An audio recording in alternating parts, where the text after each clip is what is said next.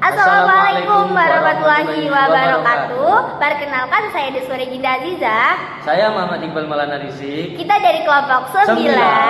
Jadi di sini kita akan menjelaskan tentang apa sih itu RMS. Jadi teman-teman, langsung aja ya untuk mempersingkat. RMS itu adalah Pemberontakan Republik Maluku Selatan, yaitu sebuah gerakan separatis yang terjadi di Indonesia pada tahun 1950. Gerakan ini diperkasai oleh sekelompok orang yang menentang integrasi Maluku Selatan ke dalam Republik Indonesia yang baru saja merdeka pada saat itu setelah Perang Dunia II dan pendudukan Belanda. Jadi pemberontakan RMS itu pertama dipimpin oleh Christian Robert Smokil, seorang mantan jaksa agung di bawah pemerintahan Belanda. Kemudian pada 25 April 1950, mereka memproklamasikan berdirinya Republik Maluku Selatan yang bertujuan untuk mendirikan negara merdeka yang terpisah dari Indonesia. Para pendukung RMS terutama yang berasal dari masyarakat Maluku yang merasa lebih dekat dengan Belanda, baik dari segi budaya maupun keagamaan, serta khawatir atas dominasi pemerintahan pusat yang mayoritas Muslim dan Jawa. Pemerintah Indonesia di bawah Presiden Soekarno pada saat itu menentang keras gerakan ini. Pada September 1950, Indonesia mengirim pasukan militer untuk menumpas pemberontakan tersebut. Meski berhasil menguasai sebagian besar wilayah, pemberontakan ini berlanjut dalam bentuk bergerilya hingga tahun 1960-an. Setelah RMS di Maluku berhasil ditumpas, sejumlah tokoh RMS termasuk Smokil melarikan diri ke Belanda, di mana gerakan RMS terus berlanjut sebagai gerakan politik di pengasingan. Meski tidak lagi memiliki kekuatan militer di Indonesia, gerakan ini tetap aktif untuk memperjuangkan tujuan mereka di Belanda, terutama di kalangan komunitas Maluku yang tinggal di sana. Jadi itu adalah pembahasan sekilas tentang RMS. Yang selanjutnya ada bagaimana sih latar belakang bisa terjadinya pemberontakan tersebut yang akan dijelaskan oleh teman saya. Baik, saya akan melanjutkan penjelasan dari Deswari Ginda Aziza tentang latar belakang pemberontakan Republik Maluku Selatan. Berkait erat dengan dinamika politik dan sosial yang berkembang di Indonesia pasca kemerdekaan. Berikut beberapa faktor yang melatar belakangi terbentuknya RMS. Setelah proklamasi kemerdekaan Indonesia pada 17 Agustus 1945, Indonesia menghadapi berbagai tantangan dalam mempersatukan wilayah-wilayah yang sebelumnya dikuasai oleh Hindia Belanda. Maluku salah satunya wilayah yang kaya akan sejarah keterlibatan dengan pemerintah kolonial, menunjukkan ketidakpuasan terhadap konsep negara kesatuan yang diusung oleh pemerintah pusat Indonesia. Sebagian masyarakat Maluku merasa terabaikan dan khawatir bahwa kepentingan mereka tidak akan terwakili dalam pemerintahan Indonesia. Yang kedua ada pengaruh dan peran tentara KNIL. Banyak orang Maluku yang bergabung dalam tentara kolonial Hindia Belanda yang dikenal sebagai KNIL, Koninklijk Nederlands Indisch Leger. Setelah Belanda menyerah dan mengakui kedaulatan Indonesia, banyak tentara KNIL yang tidak diterima oleh pemerintah Indonesia dan dipandang sebagai ancaman. Tentara KNIL ini sebagian besar merasa lebih setia kepada Belanda daripada kepada pemerintah Indonesia, yang kemudian menjadi kekuatan inti di balik proklamasi RMS. Yang ketiga, ada kekecewaan terhadap pembubaran negara Indonesia Timur.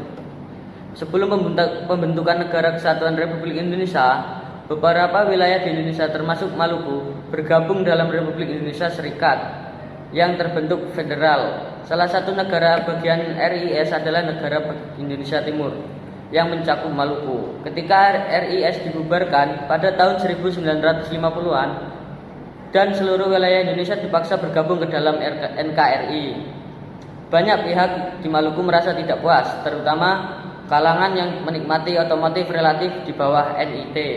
RMS merasa menginginkan status ekonomi yang lebih besar atau bahkan kemerdekaan penuh.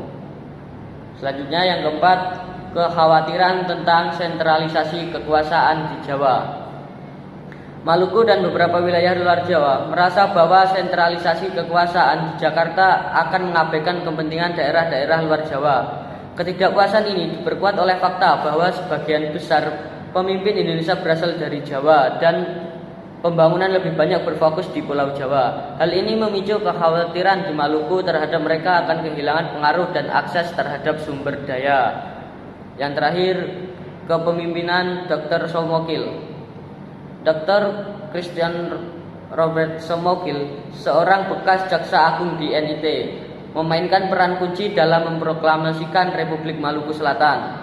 Somokil adalah tokoh yang sangat kritis terhadap kebijakan Indonesia yang mengintegrasikan Maluku ke dalam NKRI. Setelah proklamasi RMS pada 25 April 1950-an, Somokil menjadi presiden RMS dan memimpin gerakan separatis ini. Somokil dan para pemimpin RMS lainnya memanfaatkan ketidakpuasan lokal untuk mendapatkan dukungan baik gerakan kemerdekaan ini. 6. Dukungan Belanda. Meskipun tidak secara resmi mendukung RMS, Belanda memiliki kepentingan tersendiri dalam ketidakstabilan yang terjadi di Indonesia. Banyak bekas tentara KNL yang setia pada Belanda dan didukung oleh simpatisan di Belanda. Belanda juga memfasilitasi pemindahan orang-orang Maluku ke Belanda setelah Indonesia merdeka, termasuk mereka yang terlibat dalam RMS. Dalam diaspora Maluku di Belanda, gerakan RMS terus hidup meskipun secara militer Indonesia telah diumpas. Saya akan melanjutkan penjelasan dari Iqbal Maulana, yaitu adalah proses pemberontakan. Pemberontakan Republik Maluku Selatan terjadi sebagai respon terhadap integrasi Maluku ke dalam Negara Kesatuan Republik Indonesia (NKRI) setelah kemerdekaan Indonesia dari Belanda. Yang pertama itu urutan peristiwanya adalah proklamasi kemerdekaan RMS yang terjadi pada 25 April 1950.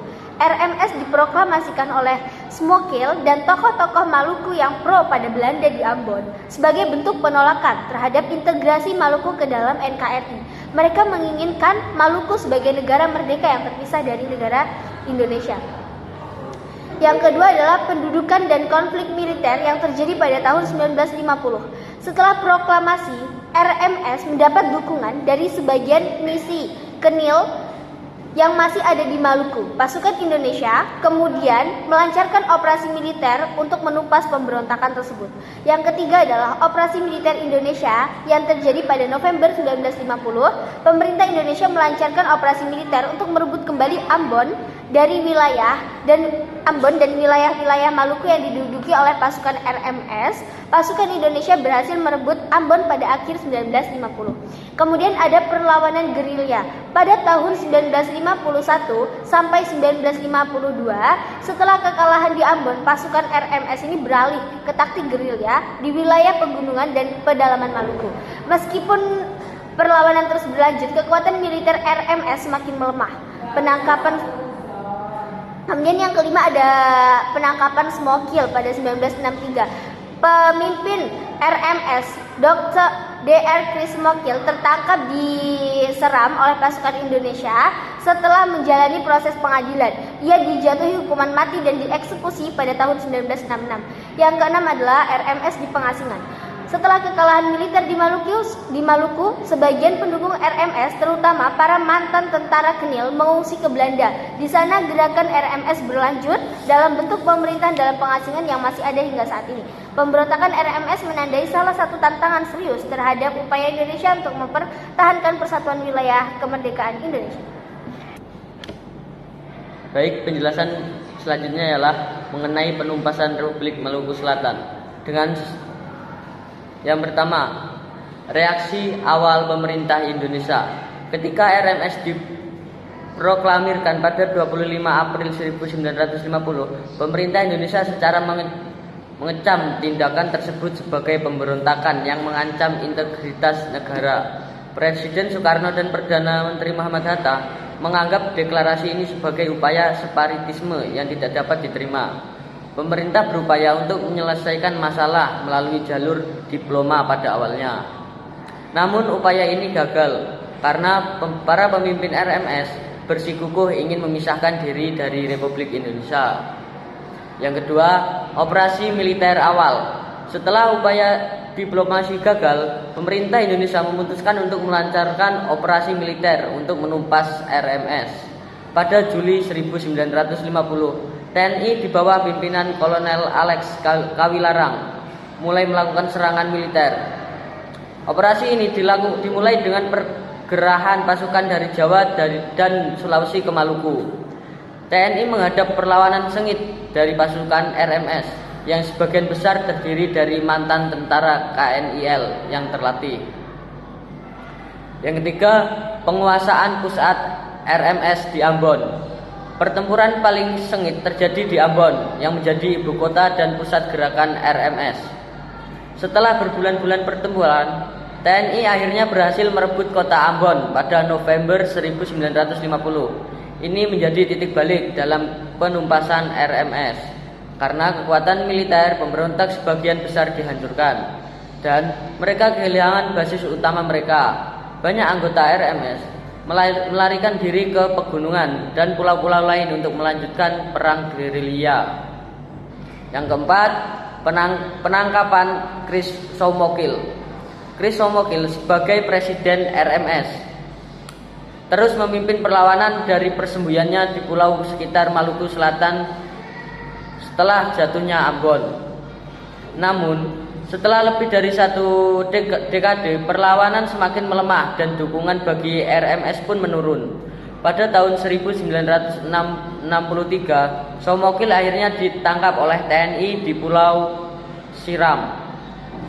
Dia dibawa ke Jakarta untuk diadili dan pada 12 April 1966 dia dihukum mati oleh regu tembak atas tuduhan pengkhianatan terhadap negara.